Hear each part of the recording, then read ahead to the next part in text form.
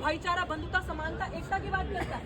ये इस संविधान से नफरत है क्योंकि वो इक्वालिटी पे बात करता है, वो जस्टिस पे बात करता है, वो कहता है जस्ट एंड फेयर ट्रीटमेंट सबके साथ होना चाहिए। यही चीज डॉक्टर अम्बेडकर कहते हैं, इसलिए डॉक्टर अम्बेडकर बुरे लगते हैं। आज अगर आप महिलाएं यहाँ पे बैठी हैं, आज किसी भी वर्ग की महिला, जो आप बात करें रिप्रेजेंटेशन, शायद हमारे समाज की महिलाएं अभी भी पीछे हैं, उनको समझ में नहीं आ रही। लेकिन अगर आप एक अपर लेयर पे देखोगे, जो महिलाएं विमान उड़ा रही हैं, ये जो महिलाएं क्रीम पे बैठी हैं, ये जो महिलाएं आईएएस ऑफिसर है, राज्यपाल है, कलेक्टर है, डीसी है, ये सब चीजें आईपीएस ऑफिसर्स बन के बैठी हैं, उनसे अगर पूछा जाए कि ये अधिकार उन्हें किसने दिया, तो किसी धर्म ने नहीं दिया, किसी समुदाय ने, संस्था ने नहीं दिया। ये अधिकार आपको संविधान ने दिया। किसका लिखा हुआ? डॉक्टर भीमराव अम्बेडकर। कुछ लोग तो ये कहते हैं, जनाब, शायद बहुत लोगों को उनके सवालों का जवाब मिले कि संविधान बचाने की क्या जरूरत है आज के टाइम पे। कुछ लोग ऐसे कहते हैं कि मिशन सेफ कॉन्स्टिट्यूशन की क्या जरूरत है। वो ये चीज समझे, वो उन्होंने, कुछ लोग ये भी कहते हैं कि पहले क्या, जब संविधान नहीं था सब ठीक नहीं था। तो आपने देखा है, जब संविधान नहीं था तो किस तरीके के मुंह के आगे पीक दान और पीछे झाड़ू। आज बस जो लेयर है ना, वो चेंज हो चुकी है। जो जातिवादी की जड़ें, जो जातिवादी डिस्क्रिमिनेशन की फॉर्म है, वो बदल चुकी है। आज आपको सामने से नहीं करेंगे क्योंकि डॉक्टर भीमराव अम्बेडकर ने जो एक्ट बनाया है, SC/ST एक्ट, उसके तहत जेल हो सकती है, कार्रवाई हो सकती है, इसलिए उसके डर से ये चीजें नहीं होती। तो इनका देना तो कोई नहीं दे सकता। तो जब संविधान बना तो सोचिए कि आज आपको जो सामने से आपके साथ नहीं करता, उस समय करता था, आज उनको डर लगता है। अगर संविधान आज खत्म हो जाता है तो कोई भी आपका सर कलम गला काट सकता है, किसी भी तरीके से आपको प्रताड़ित करके। आपकी बच्चों के साथ रेप हो रहा है, मनीषा वाल्मीकि के साथ रेप हुआ, बताओ न्याय मिला? नहीं मिला।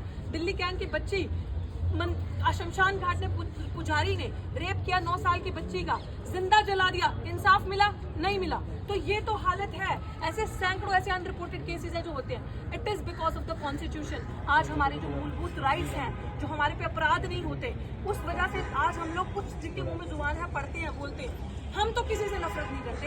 आप हमारे सामने कोई हिंदू खड़ा है, कोई मुस्लिम खड़ा है, कोई सिख खड़ा है, किसी भी जाति धर्म के, सबका समान है, क्योंकि ये आपका रिलीजियस फ्रीडम है। ये आपको जो दिया है, संविधान ने दिया है। हम अगर आपकी रिस्पेक्ट करते हैं तो आपको भी हमारे उन चीजों की रिस्पेक्ट करनी पड़ेगी। और like Ashutosh very rightly said in his speech yesterday that Dr. Ambedkar had said that we don't want to demand, we need to claim. अब डिमांड का वक्त जा चुका है।